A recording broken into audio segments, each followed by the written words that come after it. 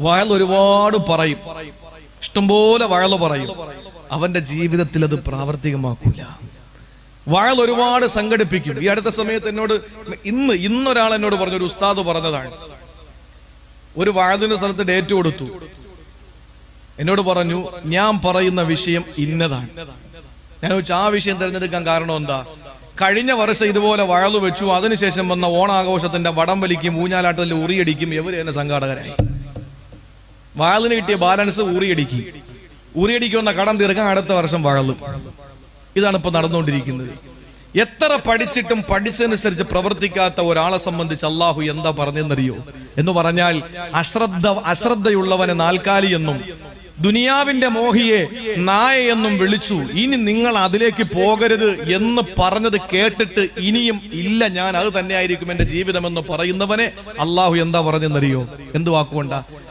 അങ്ങനെയൊക്കെ ഉള്ളവരെ നമ്മൾ പറയും. നമ്മുടെ മക്കളെ തന്നെ നമ്മൾ പറയാറുണ്ടല്ലോ. എന്താ പറയുന്നത്? പഠിച്ചത് പ്രാവർത്തികമാക്കാത്തവനെ എന്ന് പറഞ്ഞാൽ അധാർമികതയിലൂടെ ജീവിക്കുന്ന മനുഷ്യനെ പറ്റി അള്ളാഹു പരിചയപ്പെടുത്തിയ വാക്കെന്നറിയോ? അള്ളാഹു നമ്മളൊക്കെ കാത്തുരക്ഷിക്കട്ടെ. ഒരുപാടൊക്കെ പ്രസംഗിക്കുന്നവരാ നമ്മൾ, ഒരുപാട് പ്രസംഗിക്കുന്നവരാണ്. ഒരിക്കലും പ്രസംഗിക്കുന്നയാള് പ്രസംഗം കേൾക്കുന്നവരെക്കാൾ മെച്ചമുള്ളവനാണെന്ന് ഞാൻ പറയൂല. എന്റെ വിഷയം വേറെ ഉസ്താദന്മാരുടെ കാര്യമല്ല. ഈ ടൈമിൽ നമ്മുടെ ഇവിടെ വാഴ നടത്തിയതിൽ ഏറ്റവും അമലില്ലാത്ത ആള് ഞാനെന്നാണ് എന്റെ അഭിപ്രായം. അത് വാക്കിന്റെ മനോഹാരിതയ്ക്ക് വേണ്ടിയിട്ടോ സ്വയം എന്നെ പുകഴ്ത്തി കാണിക്കാൻ വേണ്ടിയിട്ടല്ല, ഒരു യാഥാർത്ഥ്യം നിങ്ങളോട് പറഞ്ഞു എന്ന് മാത്രമേ ഉള്ളൂ എന്റെ സഹോദരങ്ങളെ. അതുകൊണ്ട് പഠിച്ചത് പ്രവർത്തിക്കണം, എങ്കിലേ അള്ളാഹു പുതിയ പുതിയ കാര്യങ്ങൾ നമുക്ക് പഠിപ്പിച്ചു തരും. നമ്മളെന്തേ കാക്കയെ പോലെ ആവുന്നത്? കാക്കയാണ് മനുഷ്യൻ അടക്കാൻ പഠിപ്പിച്ചു കൊടുത്തത്. കാക്ക അന്ന് പറക്കുന്നതിന്റെ 1 ഇഞ്ച് അപ്പുറത്തേക്ക് ഇന്നുവരെ കാക്ക പറന്നിട്ടില്ല. അടക്കാൻ പഠിപ്പിച്ചു കൊടുത്ത ആരാണ്? തമിഴ്നാട്ടിലെ രാമേശ്വരത്ത് വെച്ച് കാബീല് ഹാബീലിനെ കൊന്നപ്പോ അടക്കാൻ അറിയില്ല, തോളത്തെടുത്തിട്ട് കൊണ്ട് നടക്കുകയാണ്. അപ്പൊ ഭൂമിയിൽ തന്റെ ചുണ്ടുകൊണ്ട് മണ്ണ് കൊത്തിമാറ്റുന്ന ഒരു കാക്കയെ അള്ളാഹു ഇറക്കി കൊടുത്തു. അത് കണ്ടപ്പോഴാണ് കാബീൽ ചിന്തിച്ചു, എന്റെ സഹോദരനെ ഇങ്ങനെ അടക്കാമായിരുന്നല്ലോ എന്ന് പറഞ്ഞാണ് അവിടെ അടക്കിയത്. ഇന്നും അവിടെ രാമേശ്വരത്ത് ഹാബീലിന്റെ ഖബറുണ്ട്.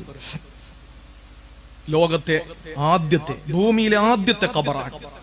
അതൊക്കെ നമ്മൾ കണ്ടിരിക്കണം. അപ്പോഴേ നമുക്ക് സംസ്കാരം പഠിക്കാൻ പറ്റൂ, അപ്പോഴേ നമുക്ക് കൂടുതൽ കാര്യങ്ങൾ പഠിക്കാൻ പറ്റൂ. സഞ്ചരിക്കണം. ഒഴുകുന്ന വെള്ളമാണ് ശുദ്ധമായത്. കെട്ടിക്കിടക്കുന്ന വെള്ളത്തിൽ ദുർഗന്ധം ഉണ്ടാവും. ഒരു നാട്ടിൽ തന്നെ ഇങ്ങനെ നിൽക്കുക. രാവിലക്കര തന്നെ ഇതുവരെ അങ്ങോട്ട് ചവറയിലും പോയിട്ടില്ല, കരുനാഗപ്പള്ളിയിലും പോയിട്ടില്ല, കൊല്ലത്തും പോയിട്ടില്ല. ഒരാള് ഇവിടെ തന്നെ കെട്ടിക്കിടക്കുകയാണ്. അയാൾക്ക് എന്ത് സംസ്കാരം? അയാൾ നാട്ടിൻ പുറത്തിറങ്ങിയിട്ടുണ്ടോ? അയാൾക്ക് വല്ലതും അറിയോ? ഒന്നും അറിയില്ല. ഇവിടെ ഉള്ള ആളുകൾ ഇട്ടാവട്ടത്തിൽ കിടന്നുകൊണ്ട് ബഹളങ്ങൾ കാണിക്കുന്നല്ലാതെ അവര് പുറം നാട്ടിലേക്ക് പോകണം. അപ്പോഴാണ് നമുക്ക് സംസ്കാരങ്ങൾ മനസ്സിലാക്കാൻ കഴിയുക. അതുകൊണ്ടാണ് പറഞ്ഞത്, കെട്ടിക്കിടക്കുന്ന വെള്ളം മാറും, ഒഴുകുന്ന വെള്ളം ശുദ്ധമാണ്. നമ്മൾ സഞ്ചരിക്കണം, മനസ്സിന് ഉല്ലാസം കൊടുക്കണം. നമുക്ക് അവിടേക്ക് എത്തിച്ചേരാനുള്ള ഭാഗ്യം തരട്ടെ. അപ്പോഴേ നമുക്ക് കൂടുതൽ ഗുണപാഠം ഉൾക്കൊള്ളാൻ കഴിയും. അള്ളാഹുവിന്റെ പരിശുദ്ധമായ ഖുർആൻ പരിചയപ്പെടുത്തുകയാണ്. മൂന്നാമതായി അള്ളാഹു പരിചയപ്പെടുത്തുന്നു ആരെയാ? പഠിച്ചത് പ്രവർത്തിക്കാത്ത മനുഷ്യനെ പറ്റി അള്ളാഹു പരിചയപ്പെടുത്തുന്നതെന്താ? മസലുൽ ലദീന ഹുമ്മിലു തൗറാത സുമ്മ ലം യഹ്മിലൂഹാ കമസലിൽ ഹിമാരി യഹ്മിലു അസ്ഫാറാ. അള്ളാഹുവിന്റെ പരിശുദ്ധമായ ഖുർആൻ സൂറത്തുൽ ജുമുഅയിലൂടെ അള്ളാഹു പരിചയപ്പെടുത്തുകയാണ്. മസലുൽ ലദീന ഹുമ്മിലു തൗറാത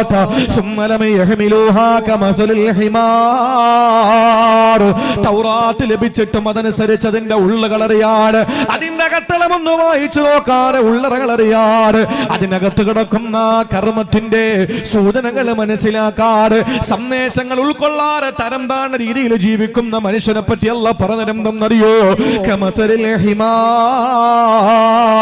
അവന് കഴുതയെ പോലെയാ യഹ്മിലു അസ്ഫാറാ. ഏടുകളെ ചുമന്നു പോകുന്ന കഴുതകളെ പോലെയാണ്. ഖുർആൻ നമ്മുടെ കയ്യിലുണ്ടല്ലോ. സൗദിയിൽ നിന്ന് വരുന്ന ഖുർആൻ നമ്മുടെ കയ്യിലുണ്ട്. ആ കയ്യിലിരിക്കുന്ന ഖുർആൻ മൊബൈലിൽ എത്രയോ മോഡലുള്ള ഖുർആനാണ്. വീട്ടിനകത്ത് ഖുർആനാണ്, വാഹനത്തിൽ ഖുർആനാണ്. നമ്മുടെ വീടിന്റെ അകത്തളത്തിലെ മനോഹാരിതയ്ക്ക് വേണ്ടി ഖുർആൻ വെച്ചിട്ടുണ്ട്. നമ്മുടെ റൂമുകളിൽ ഖുർആനുണ്ട്, നമ്മുടെ വീടുകളിൽ കാസറ്റ് ഉണ്ട്, എല്ലാം നമ്മുടെ വീട്ടിനകത്തുണ്ട്. പക്ഷേ അതിനകത്ത് എഴുതപ്പെട്ടതോ പറയപ്പെട്ടതോ അതിനകത്ത് സൂചിപ്പിക്കപ്പെട്ടതോ ജീവിതത്തിൽ അവനെ പ്രാവർത്തികമാക്കുന്നില്ല.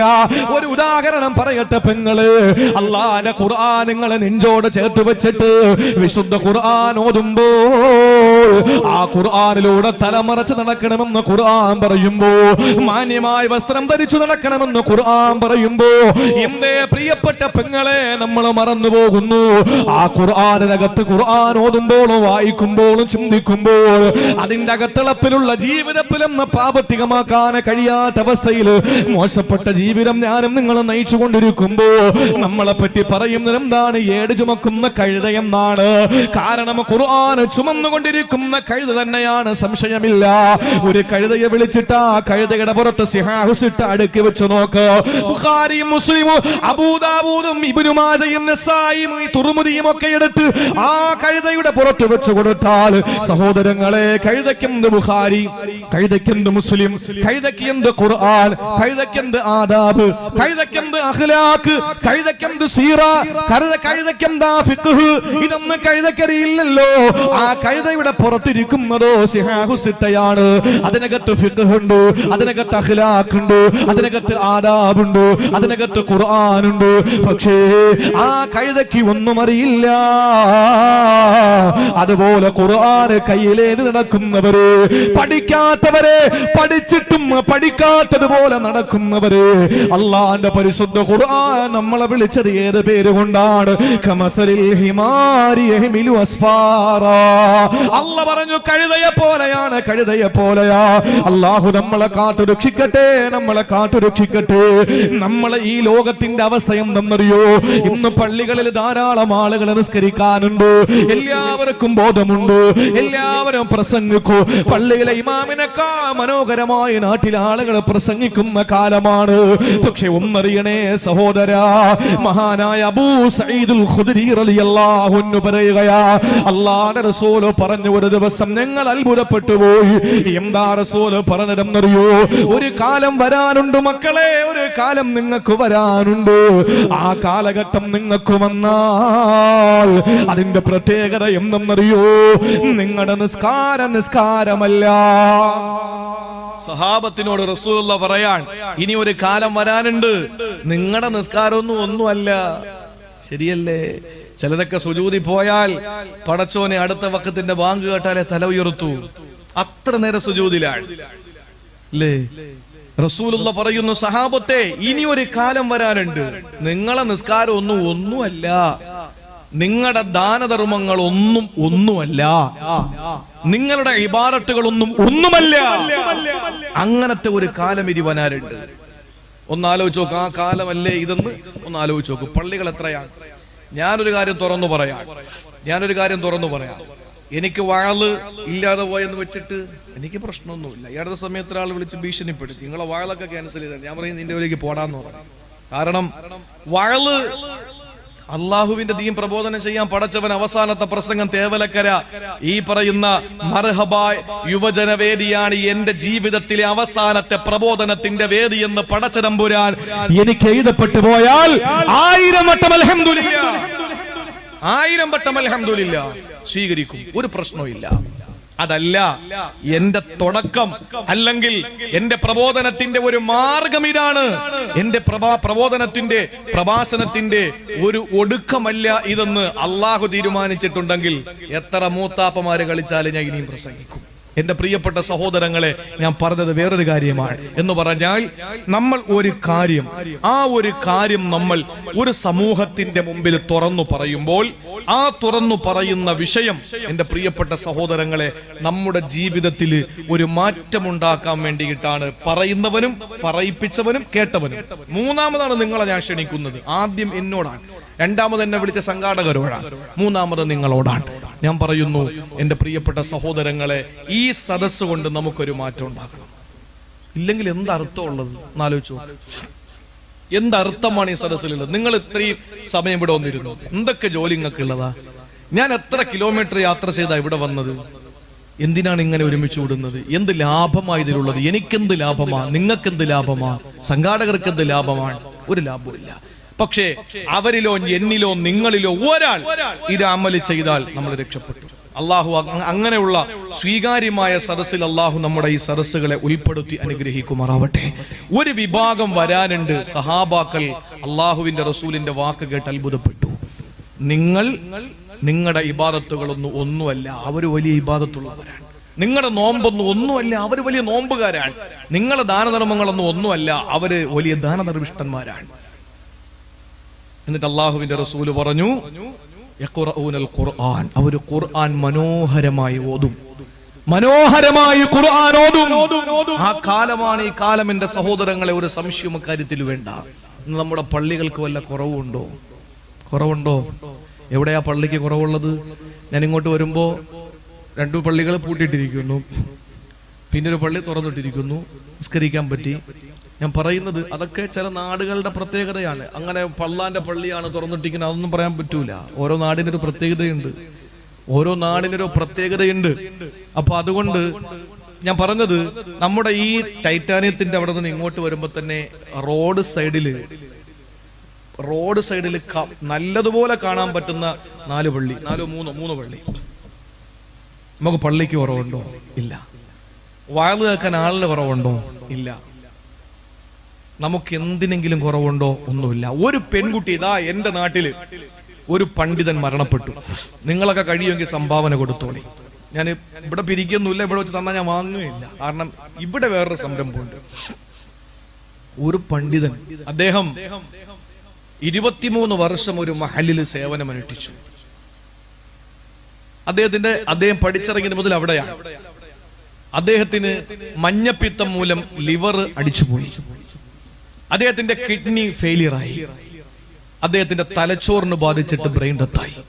അതിന് ഏതാനും മണിക്കൂറുകൾക്ക് മുമ്പ് ഡോക്ടർമാർ വന്നിട്ട് പറഞ്ഞു, കിഡ്നി ഞങ്ങൾ ഡയാലിസിലൂടെ ശരിയാക്കാം, പക്ഷേ ലിവർ മാറ്റിവെക്കാൻ സൗകര്യമുണ്ട്, സാമ്പത്തികം കൊണ്ടോ നമുക്കതിനുള്ള സംവിധാനം ഉണ്ടാക്കാം. അദ്ദേഹം പറഞ്ഞു, എനിക്ക് എന്റെ ലിവർ മാറ്റിവെക്കാൻ ഞാൻ ആരോട് പറഞ്ഞാലും എനിക്ക് പൈസ തരും. എന്റെ നാട്ടുകാരനാണ്, പണ്ഡിതൻ, പച്ചപ്പാവം. പച്ച വെള്ളം വായിലൊഴിച്ചിട്ട് ചവയ്ക്കാൻ പറഞ്ഞാൽ ചവയ്ക്കും, അത്ര വലിയ പാവം. ആ പണ്ഡിതനോട് ഡോക്ടർമാര് പറഞ്ഞപ്പോ അദ്ദേഹം പറഞ്ഞു, ഇപ്പൊ എനിക്ക് കരള് മാറ്റിവെക്കാൻ ആരെങ്കിലും ഒക്കെ പൈസ തരും, പക്ഷെ എന്റെ മകളുടെ എൻഗേജ്മെന്റ് മറ്റന്നാളാണ്, എന്റെ മോളുടെ കല്യാണത്തിന് ആരാ എന്നെ സഹായിക്കുക? ഒരു വാപ്പാട ആഗ്രഹമാണ് തന്റെ മകളെ കെട്ടിച്ചയക്കുക എന്നുള്ളത്. അദ്ദേഹം അത് പറഞ്ഞുകൊണ്ട് മരണത്തിലേക്ക് നടന്നുപോയി. പക്ഷെ അതിനുശേഷം അൽഹംദുലില്ലാ അദ്ദേഹത്തെ കബറടക്കിയിട്ട് എന്റെ മഹല്ലത്തിലെ പള്ളിയിൽ എഴുന്നേറ്റ് ഉസ്താദുമാരൊക്കെ നിന്ന് ആ വേദിയിൽ ഞാൻ തന്നെ സംസാരിച്ചു. 17 പവൻ ആ സമയത്ത് ആ സ്ഥലത്ത് വെച്ച് ആ സമയത്ത് ആളുകൾ ഏറ്റെടുത്തു. അവർക്കൊരു സ്ഥായിയായ വരുമാനത്തിനു വേണ്ടി തിരുവനന്തപുരം ജില്ലയിലെ ചില പള്ളികൾ മാത്രം കളക്ഷൻ എടുത്തപ്പോൾ ഏകദേശം 10 ലക്ഷം രൂപയോളം. നമ്മൾ കൊടുക്കാതിരിക്കുവോ? ഇവിടെ ഇപ്പോ 200, എന്നോട് അമീൻ പറഞ്ഞു, 150-200 അപേക്ഷകൾ. ക്യാൻസർ രോഗികളാ? 200 ക്യാൻസർ രോഗികളാ? ആണോ? 200 ക്യാൻസർ പേഷ്യന്റിന്റെ അപേക്ഷ, മരുന്ന് വാങ്ങാൻ ഗതിയില്ലാതെ വിഷമിക്കുന്ന ആളുകളെ ഈ നാട്ടിലാണ്. ഒന്ന് ആലോചിച്ച് നോക്കിയേ. അപ്പൊ ഇതൊക്കെ നമ്മുടെ നാട്ടിൽ വരുമ്പോ നിഷ്പ്രയാസം നടക്കും. കൊടുക്കാൻ മനസ്സുള്ളവരാണ്, ചങ്ക് പറിച്ചു കൊടുക്കാൻ മനസ്സുള്ളവരാണ്. ഒന്നിനും ഒരു കുറവില്ല. പക്ഷേ ഞാൻ ഒരൊറ്റ കാര്യം എന്റെ സഹോദരങ്ങളോട് പറയാൻ, നമ്മുടെ ജീവിതത്തിൽ ഇസ്ലാമിക ധാർമ്മികതയിൽ നിന്ന് നമ്മൾ പിന്നോട്ട് പോയി, അല്ലെങ്കിൽ അതിന്റെ പരിധികൾ ലംഘിച്ചുകൊണ്ടിരിക്കാൻ അള്ളാഹു നമ്മളെ കാത്തുരക്ഷിക്കട്ടെ. പടച്ചവൻ നമ്മളെ കാത്തുരക്ഷിക്കട്ടെ. നിസ്കാരത്തിനും നോമ്പിനൊന്നും ഒരു കുറവില്ല, ദാനധർമ്മങ്ങൾക്കൊരു കുറവില്ല. പക്ഷേ ധാർമ്മികമായ അധപ്പതനത്തിലേക്കാണ് ഞാനും നിങ്ങളും പോകുന്നത്. ഒരു സംശയം അക്കാര്യത്തിൽ വേണ്ട. അതുകൊണ്ടാണ് നൂറ്റാണ്ട് 14 മുമ്പ് അല്ലാഹുവിന്റെ റസൂൽ പറയുകയാണ്, സഹാബാ, നിങ്ങളുടെ നിസ്കാരമല്ല, നിങ്ങളുടെ നോമ്പ് നോമ്പൊരു നോമ്പായിട്ട് എനിക്ക് എണ്ണാൻ പറ്റൂല. കാര്യമെന്തെന്നറിയോ? ഇനി ഒരു സമൂഹം വരാനുണ്ട്. അവര് വല്ലാത്ത നമസ്കാരക്കാരാ. അവരുടെ നിസ്കാരത്തെ തട്ടിച്ചു നോക്കുമ്പോ നിങ്ങളെക്കാൾ വലിയ നിസ്കാരക്കാരാണ് അവര്, നിങ്ങളെക്കാൾ നോമ്പുകാരാണ്. പക്ഷെ ഖുർആൻ, അവര് ഖുർആൻ മനോഹരമായി ഓതുന്നവരാണ്. ലാ യുജാവിസു ഹനാജിറഹും, അല്ലാഹുവിന്റെ റസൂൽ പറയുന്നു. പക്ഷേ ആ ഖുർആൻ അവിടെ തൊണ്ടക്കുഴിയിൽ നിന്ന് താഴോട്ട് ഇറങ്ങൂല. അവിടെ തൊണ്ടക്കുഴിയിൽ നിന്ന് താഴോട്ട് ഖുർആൻ ഇറങ്ങൂല. ധീരമായി മണിക്കൂറുകളോളം പ്രസംഗിക്കുന്ന പ്രഭാഷകനാ. ആ പ്രസംഗിക്കുന്നത് അതര വ്യായാമമാണ്. അവന് വേശ്യയുടെ ചാരിത്ര പ്രസംഗം പോലെയാ പറയുന്നത്. അതര വ്യായാമത്തെക്കാൾ അഭികാമ്യം അനുകരണത്തിലൂടെയുള്ള ആവിഷ്കാരമാണ് എന്ന അപ്പവാക്യം മറന്നുകൊണ്ടുള്ള പ്രസംഗമല്ലേ എന്റെ പ്രസംഗത്തെ പറ്റിയാ പറയുന്നത്. സഹോദരങ്ങളെ, ഖുർആനോനും പക്ഷേ അവന്റെ തൊണ്ടയ്ക്ക് താഴെ ഖുർആനിന്റെ പൊരുളിറങ്ങൂല. ഖുർആനിന്റെ ഉള്ളവനറിയാൻ കഴിയൂല. റസൂലുള്ള പറയുന്നു, യംറുഖൂന മിനദ്ദീൻ കമാ യംറുഖുർ സഹ്മു മിനർ റമിയാ. വേട്ടമൃഗത്തിൽ നിന്ന് അമ്പ് പുറത്തേക്ക് പോകുന്നത് പോലെ അവന് ദീനിൽ നിന്ന് ഔട്ടാകുമെന്ന് നബി മുഹമ്മദ് മുസ്തഫ. ഖുർആനോടുന്നവനാ നിസ്കാരക്കാരാ, നോമ്പുകാരനാ, ധർമ്മിഷ്ഠനാണ്, എല്ലാം ഉണ്ട്. പക്ഷേ അവന് ധാർമ്മികത തൊട്ടു തീണ്ടിയിട്ടില്ല. അവൻ അവസാന കാലക്കാരനാണ്. വേട്ടമൃഗത്തിന്റെ ശരീരത്തിൽ നിന്ന് അമ്പ് പുറത്തേക്ക് പോകുമ്പോൾ അവന് ദീനിൽ നിന്ന് പുറത്തു പോകുന്നവനാണെന്ന് റസൂലുള്ള പഠിപ്പിക്കുകയാ. സഹോദരങ്ങളെ, ശരിയല്ലേ? ഇന്ന് നമ്മൾ അറിയാതെ കാഫിരീങ്ങളായി കൊണ്ടിരിക്കുകയാണ്.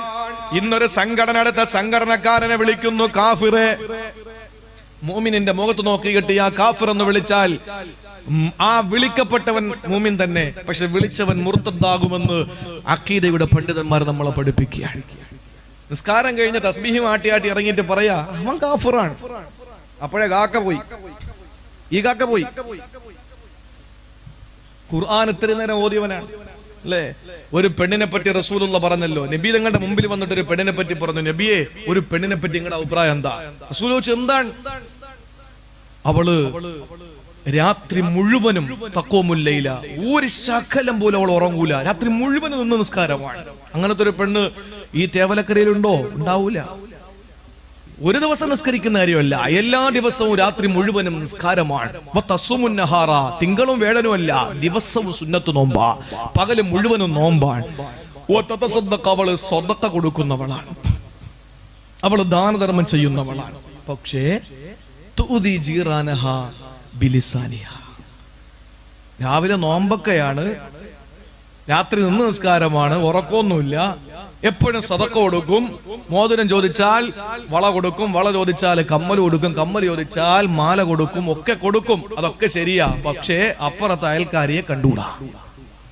ധാർമ്മികത നഷ്ടപ്പെട്ടു പോയി, ധാർമ്മികത നഷ്ടപ്പെട്ടു പോയി. അള്ളാഹുവിന്റെ റസൂല് പറഞ്ഞ വാക്കെന്നറിയോ? നബിയോട് ചോദിച്ചു, നബിയെ ഈ പെണ്ണിനെ പറ്റി നിങ്ങളുടെ അഭിപ്രായം എന്താണ്? അള്ളാഹുവിന്റെ റസൂല് പറയുകയാണ്, ഫഹിയ ഫിന്നാർ, അവള് നരകത്തിലാണ്. അവളുടെ നിസ്കാരം അല്ലാഹു വേണ്ട, അവളുടെ നോമ്പ് അല്ലാഹു വേണ്ട, അവളുടെ ഖുർആനോദൽ അല്ലാഹു വേണ്ട. ധാർമ്മികത നഷ്ടപ്പെട്ടു പോയ പെണ്ണേ, അള്ളാഹുവിന്റെ റസൂല് പരിചയപ്പെടുത്തുകയാണ്. പ്രിയപ്പെട്ടവരെ, അതുകൊണ്ടൊരു മാറ്റം അനിവാര്യമാണ്, അതുകൊണ്ടൊരു മാറ്റം അനിവാര്യമാണ്. എന്തുകൊണ്ടെന്നറിയോ? ഇത് പഠിച്ചിട്ടും അമൽ ചെയ്യാതെ വഅള് കേൾക്കാൻ വരുന്നത് നിസ്സാരമല്ല, നിസ്സാരമല്ല. കേൾക്കാൻ വേണ്ടി വരുമ്പോ എവിടെ നിന്ന് കേട്ടാലും പ്രശ്നമല്ല, ബക്കറ്റിലിട്ടാലും ഇട്ടില്ലെങ്കിലും പ്രശ്നമല്ല, സംഭാവന പറഞ്ഞാലും പറഞ്ഞില്ലേലും പ്രശ്നമല്ല. പക്ഷേ കേൾക്കുന്ന കാര്യം നിന്റെ ജീവിതത്തിൽ പ്രാവർത്തികമാക്കിയില്ലെങ്കിൽ, അല്ലാഹുവിന്റെ റസൂല് കിടന്നുറങ്ങുന്ന സമയത്ത് രണ്ടുപേര് വന്നില്ലേ? ജിബ്രീലും മീകായിലുമാണ്. പിന്നീടാണ് നബി അറിഞ്ഞത് ജിബ്രീലും മീകായിലുമാണ് കൊണ്ടുപോയി അത്ഭുതങ്ങളുടെ കലവറ തുറന്നു കാണിച്ചതിന് ശേഷമാണ് നബി അറിയുന്നത്. ഒന്നൊരു ജിബ്രീലാണെന്ന് റസൂൽ അറിഞ്ഞില്ല, വന്നത് മീകായിലാണെന്ന് നബി അറിഞ്ഞില്ല. അവസാനമാണ് അറിയിച്ചു കൊടുത്തത്. രണ്ടുപേരും വിളിച്ചു കൊണ്ടുപോയി നോക്കുമ്പോ പല പല അത്ഭുതങ്ങൾ കണ്ടു. ആ അത്ഭുതങ്ങളിൽ ഒരു അത്ഭുതം ഏതെന്നറിയോ? ഒരു മനുഷ്യൻ ഇങ്ങനെ മലർന്നു കിടക്കുകയാണ്. റബ്ബേ, ആ മനുഷ്യന്റെ അടുത്തൊരു മനുഷ്യൻ ഇങ്ങനെ വലിയ പാറക്കല്ലുമായി നിൽക്കുകയാ. ഈ തേവലക്കരയിലെ ഏതെങ്കിലും ഒരു പാറക്കല്ലിന്റെ കഥയല്ല, അല്ലാഹുവിന്റെ മരകപ്പിന്റെ കഥയാ പറയുന്നത്. ഒരു പാറക്കല്ലുമായി ഒരു മനുഷ്യൻ ഇങ്ങനെ നിൽക്കുകയാണ്. ആ നിൽക്കുന്ന മനുഷ്യന്റെ കയ്യിലിരിക്കുന്ന പാറക്കല്ല് ആ മലർന്നു കിടക്കുന്ന മനുഷ്യന്റെ തലയിലേക്ക് വലിച്ചെറിയുകയാ. ആ തല ചിന്നി ചിതറിയിട്ട് തലച്ചോറ് ചീറ്റുകയാ. ആ കല്ല് ദൂരേക്ക് ചെന്ന് വീഴുകയാണ്. ആ നിൽക്കുന്ന മനുഷ്യൻ ഓടിച്ചെന്ന് കല്ലെടുക്കുന്നു. ഈ എറികൊണ്ട മനുഷ്യന്റെ തല പൂർവ്വസ്ഥിതിയിലെത്തുന്നു. വീണ്ടും ആ മനുഷ്യനെ കല്ല് തലയിലേക്ക് വലിച്ചെറിയുന്നു. ആ മനുഷ്യനെ കണ്ടപ്പോൾ അല്ലാഹുവിന്റെ റസൂൽ ചോദിച്ചു പോയി, ആരാണ് ഈ മനുഷ്യൻ? ആരാണ്? എന്ത് തെറ്റാ ചെയ്തത്? ആ സമയത്താണ് കൂടെയുള്ള ജിബ്രീൽ പറഞ്ഞത്, മീകായിൽ പറഞ്ഞത്. ഇമാം ബുഖാരി തങ്ങൾ തന്റെ സ്വഹീഹുൽ ബുഖാരിയിൽ രേഖപ്പെടുത്തിയ ഹദീസാണ്. അല്ലാഹുവിന്റെ റസൂലിനോട് പറയുകയാ, നബിയേ, ആ കിടക്കുന്ന മനുഷ്യൻ ആരും അറിയോ? റജുലുൻ അല്ലമഹുല്ലാഹുൽ ഖുർആൻ. അല്ലാഹു ഖുർആൻ പഠിപ്പിച്ചു കൊടുത്ത മനുഷ്യനാണ് നബിയേ. ആ മനുഷ്യന് ഖുർആൻ നല്ലതുപോലെ അറിയാ. ഫനാമ അൻഹു ബില്ലൈൽ, അവന് രാത്രി കിടന്ന് ഉറങ്ങുന്നവനാണ്. വലം യഅമൽ ബിന്നഹാർ, പകലവന് ആ കാര്യങ്ങളനുസരിച്ച് അമൽ ചെയ്യാത്തവനാണ്. അല്ലാഹു ഖുർആൻ പഠിപ്പിച്ചു കൊടുത്തു. അല്ലാഹു ഖുർആൻ പഠിപ്പിച്ചു കൊടുത്തു. ആ പഠിപ്പിച്ചു കൊടുത്ത ഖുർആനും കൊണ്ടവനെ രാത്രി കിടന്നുറങ്ങി ക്ഷീണമാണ്. നേരം വെളുത്തിട്ടവൻ അവന്റെ ജീവിതത്തിൽ അത് പ്രാവർത്തികമാക്കുന്നില്ല. അവന് നാളെ പരലോകത്ത് ഖിയാമത്ത് നാൾ വരെ അല്ലാഹുവിന്റെ മാലാഖമാര് കരിങ്കല്ല് തലയിലേക്ക് വലിച്ചെറിഞ്ഞ് അവന്റെ തലയോട്ടി പൊട്ടിപ്പിളന്ന് തലച്ചോറ് ചീറ്റുന്ന രീതിയിൽ അല്ലാഹു പരീക്ഷിക്കുമെന്ന് ആദരവായ പ്രവാചകൻ നബി മുഹമ്മദ് മുസ്തഫ. അതുകൊണ്ട് വലിയ ഗൗരവമാണ് സഹോദരങ്ങളെ. പറയാൻ എളുപ്പമാണ്, കേൾക്കാനും എളുപ്പമാണ്, പക്ഷേ അത് അമല് ചെയ്യാനാണ്. പഠിച്ചൊക്കെ വെച്ചിട്ടുണ്ട്. ബസ്സിൽ കയറിയപ്പോ എല്ലാവർക്കും സീറ്റ് കിട്ടി. ആ കൂട്ടത്തില് പ്രായമുള്ള നരച്ച് കൊരച്ച് ദാടിയും മുടിയും മീശയും പുരികവും തലമുടിയും ഒക്കെ നരച്ച ഒരു കളവൻ, ഒരു പ്രായം ചെന്ന മനുഷ്യൻ ഒരു കൊച്ചു കുട്ടിയെടുത്തിരിക്കുന്നു. അവനിൽ എന്തോ ഒരു നന്മ കണ്ടിട്ട് ആ മനുഷ്യൻ വന്നിട്ട് പറഞ്ഞു, എടാ ചെക്കാവൊന്ന് എണീറ്റ് താ, ബസ്സല്ലേ, നമ്മുടെ റൂട്ടിലോടുന്ന പ്രൈവറ്റ് ബസ്സും കൂടെ ആണല്ലോ, റോഡും അങ്ങനത്തെ ആണല്ലോ, മത്സര ഓട്ടമാണല്ലോ. അവൻ പറഞ്ഞു, ഒന്ന് എണീച്ചതാ മോനെ എന്ന് പറഞ്ഞു. അവൻ മിണ്ടാതിരുന്നു. അപ്പൊ അയാള് ചെവി പറഞ്ഞു, നീ ഇപ്പോഴേ എണീറ്റ് തന്നാലേ നീ എന്നെ പോലെ പ്രായം ചെന്ന് നരച്ച് ഈ ഒരു സാഹചര്യം എത്തുമ്പോ നിനക്ക് ഒരാൾ എഴുന്നേറ്റ് തരണമെങ്കിൽ നീ ഇപ്പൊ എനിക്ക് എണീറ്റ് തരണം, എങ്കിലേ പറ്റൂ, ഇല്ലെങ്കിൽ നീയും ഇതുപോലെ നിൽക്കേണ്ടി വരുമെന്ന് പറഞ്ഞു. നല്ല ഒരു കാര്യം പറഞ്ഞു കൊടുത്ത. അപ്പൊ ആ ചെക്കൻ പറഞ്ഞു, അപ്പൊ നിങ്ങൾ ചെറിയ പ്രായത്തില് ഏതോ പ്രായമുള്ള ഒരാൾക്ക് എണീറ്റ് കൊടുത്തിട്ടുണ്ടാവൂല, അങ്ങനെ കരുതിക്കൊണ്ടാ മതി. അതാണ് ഇപ്പോഴത്തെ മക്കൾ, അതാണ് ഇപ്പോഴത്തെ മക്കൾ.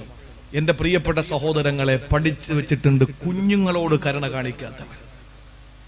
മദ്രസയിൽ പോകുന്ന തൊപ്പി വെച്ച മക്കളോടല്ല ഈ പറയുന്നത്, കുഞ്ഞുങ്ങളോട് കരുണ കാണിക്കാത്തവൻ, പ്രായമുള്ളവനെ ബഹുമാനിക്കാത്തവൻ എന്നിൽപ്പെട്ടവനല്ല എന്ന് നബി മുഹമ്മദ് മുസ്തഫ. അതാരും ആയിക്കോട്ടെ, അവന്റെ നെറ്റിയിൽ ഒരു സ്ഥലത്തല്ല, അവന്റെ നെറ്റിത്തടം മുഴുവനും ചന്ദനക്കുറിയാണ്. ആയിക്കോട്ടെ, അവന് പ്രായമുള്ളവനാണോ, അവനെ പ്രായത്തിന്റെ പേരിൽ ബഹുമാനിക്കണം. അത് നബിചര്യയാണ്, അത് റസൂലിന്റെ മാർഗമാണ്, മാതൃകയാണ്, അത് നമ്മുടെ ബാധ്യതയാണ്. ഒരു കൊച്ചു കുട്ടിയോട് സ്നേഹം കാണിക്കണം, ഇല്ലെങ്കിൽ നമ്മൾ എന്ത് മുസ്ലിമാണ്. അതുകൊണ്ട് എന്റെ പ്രിയപ്പെട്ടവരെ, ഇതൊക്കെ പഠിച്ച് പാളയിൽ കെട്ടി വെച്ച് നടക്കുന്നവരെ പറ്റി അള്ളാഹ് പറഞ്ഞ വാക്ക്, അവൻ കഴുതയാണ്. അള്ളാഹു കാത്തുരക്ഷിക്കട്ടെ. അപ്പൊ എന്തൊക്കെയായി? നാൽക്കാലിയായി, നായയായി, കഴുതയായി. ഇനി ഒരു കാര്യം കൂടെ പറയും, അപ്പോഴേക്ക് ഇൻഷാ അല്ലാഹ് സമയം തീരും. അത് ചുരുക്കി ഞാൻ നിങ്ങളോട് പറയാം. ഇത് രണ്ടെണ്ണം ഉപമയല്ലേ പറഞ്ഞത്? പട്ടിയെ പോലെയാണ്, കഴുതയെ പോലെയാണ്, നാൽക്കാലിയെ പോലെയാണ്. എന്നാൽ ഒരു തെറ്റിന്റെ പേരിൽ അള്ളാഹു ഒരു സമൂഹത്തെ ഒറിജിനൽ റിയൽ മൃഗമാക്കി മാറ്റി. അതാരാ?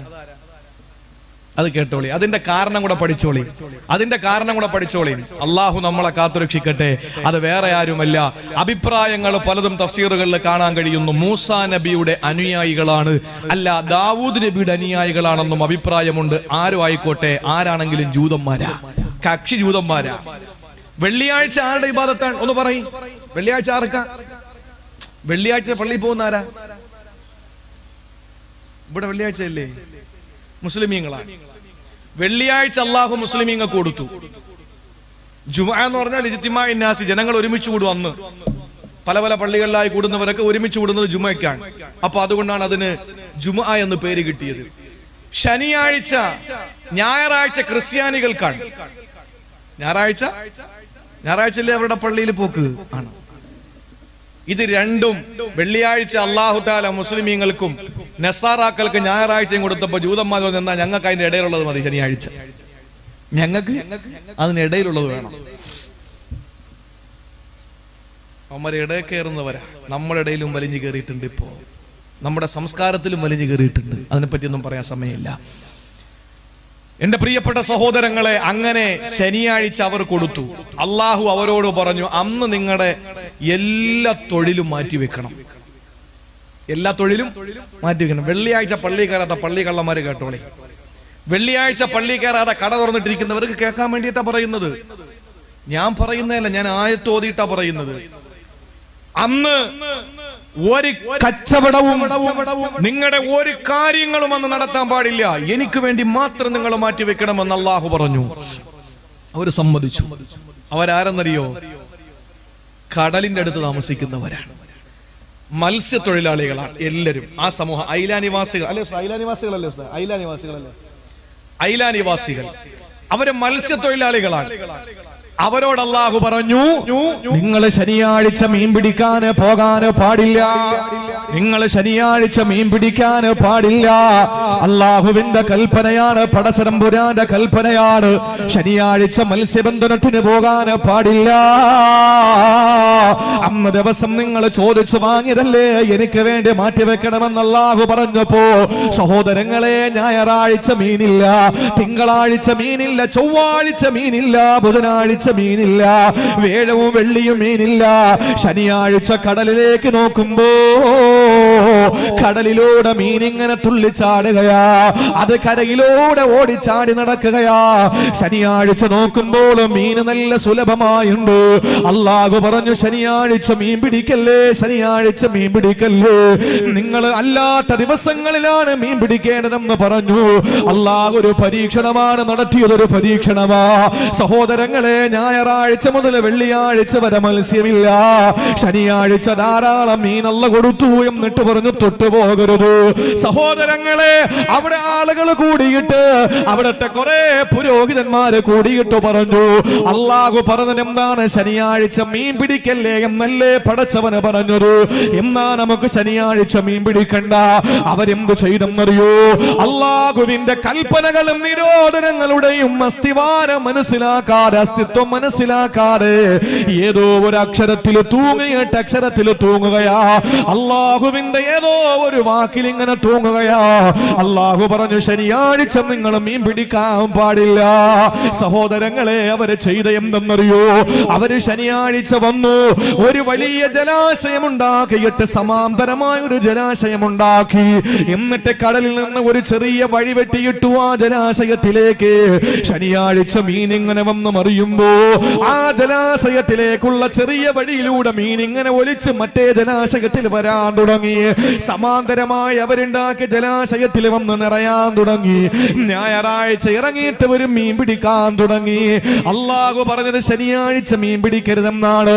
അവര് പറഞ്ഞു, എന്നാ നമുക്ക് പിടിക്കണ്ട, ശനിയാഴ്ച മീൻ പിടിച്ചാലല്ലേ പ്രശ്നമുള്ളൂ. അന്നവര് വഴി തെളിച്ചു വിട്ടു. സമാന്തരമായി ജലാശയം ഉണ്ടാക്കിയിട്ട് കടലിൽ നിന്ന് മത്സ്യമാ വഴിയിലൂടെ ജലാശയം തിങ്ങി നിറഞ്ഞപ്പോൾ ഞായറാഴ്ച വരെ മീൻ പിടിക്കാൻ തുടങ്ങുകയാ. സഹോദരങ്ങൾ സഹോദരങ്ങളെ ശ്രദ്ധിക്കണേ. അല്ലാഹുവിന്റെ പരിശുദ്ധമായ ഖുർആൻ സൂറത്തുൽ ബഖറയിലൂടെ അല്ലാഹ് പറയുകയാ, വലഖദ് അലിംതുമുല്ലദീന തദൗ മിൻകും ഫിസ്സബ്ത്. ശനിയാഴ്ച പരിധി വിട്ടവരെ നബിയേ നിങ്ങൾക്കറിയില്ലേ? നിശ്ചയം നിങ്ങൾ അറിയണേ പ്രവാചകരെ, അറിയണേ വിശ്വാസികളെ, അവര് ശനിയാഴ്ച ദിവസം പരിധി വിട്ടവരാ. ഫഖുൽനാ ലഹും കൂനൂ ഖിറദതൻ ഖാസീ. അല്ലാഹു അവരോട് പറഞ്ഞു, നിങ്ങൾ കുരങ്ങന്മാരാകണേ, കുരങ്ങന്മാരായി മാറണേ. അല്ലാഹു പറയുകയാ. ആ സമയത്ത് സഹോദരങ്ങളെ, ജനങ്ങൾ 3 വിഭാഗമായി. 70,000-ഓളം വരുന്ന ജനങ്ങളാണ്. അതിൽ 12,000-ഓളം വരുന്ന ജനങ്ങള് അവര് നേരെ മാറുന്നു, പടച്ചവന്റെ വാക്ക് ധിക്കരിച്ചില്ല. അതിൽ ഒരു വിഭാഗം പോയില്ല, പക്ഷെ പോയവരെ തടഞ്ഞില്ല. ഒരു വിഭാഗം നേരെ മീൻ പിടിക്കാൻ ചെന്നവരാ. അവരെ അല്ലാഹു തആല കുരങ്ങന്മാരാക്കി മാറ്റി. 3 രാവും 3 പകലും കഴിഞ്ഞപ്പോ ഒരു സമൂഹത്തിന് വലിയ സന്ദേശം കൊടുത്തുകൊണ്ട് അല്ലാഹുവിന്റെ ഖുർആൻ പറഞ്ഞല്ലോ, അവരാർക്കാണ്? സമകാലീനർക്കും വരാനുള്ള ആളുകൾക്കും അവരൊരു ഗുണപാഠമാണ്.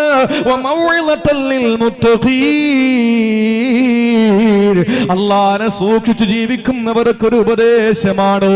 സഹോദരങ്ങള്, അല്ലാഹുവിന്റെ വാക്ക് ധിക്കരിച്ചുകൊണ്ട് അക്ഷര കൂമ്പാരങ്ങളിൽ പിടികൂട്ടിയിട്ട് അല്ലാഹുവിന്റെ വാക്കിനെ ധിക്കരിച്ചുകൊണ്ട് ആ മീൻ പിടിക്കാൻ ഇറങ്ങിയ കടൽ തൊഴിലാളികളെ, മത്സ്യബന്ധന തൊഴിലാളികളെ അല്ലാഹു ഐലാനിവാസികളോട് പറഞ്ഞത്, കൂനൂ ഖിറദതൻ ഖാസീൻ. നിങ്ങളെ കുരങ്ങന്മാരായി മാറാൻ പറഞ്ഞു. അള്ളാഹു നേരെ കോലം മറിച്ചു. നമുക്ക് അള്ളാഹു തന്ന ദിവസം ഏതാ? വെള്ളിയാഴ്ച. അന്ന് മിമ്പറിൽ നിന്ന് ഖത്തീബ് താഴെ ഇറങ്ങട്ടെ എന്നും പറഞ്ഞ് കടയം തുറന്നിരുന്നാൽ അള്ളാഹു നമ്മളെ കോലം മറിച്ചാലോ? എന്തായിരുന്നാലും മുത്തുനബി ദുആ ചെയ്തു, ഈ ലോകത്ത് വെച്ച് നമ്മൾ കോലം മറിക്കപ്പെടൂല. നാളെ പരലോകത്ത് ഇതിന് വ്യക്തമായ രീതിയിൽ പടച്ചവനടുത്ത് കണക്ക് പറയേണ്ടി വരും. അതുകൊണ്ട് എന്റെ സഹോദരങ്ങളെ, ലാസ്റ്റ് എന്റെ സഹോദരങ്ങളോട് എനിക്ക് പറയാനുള്ളത്, കുരങ്ങന്മാരായ ഒരു സമൂഹം മാറിയത് ധിക്കാരത്തിന്റെ പേരിലാണ്.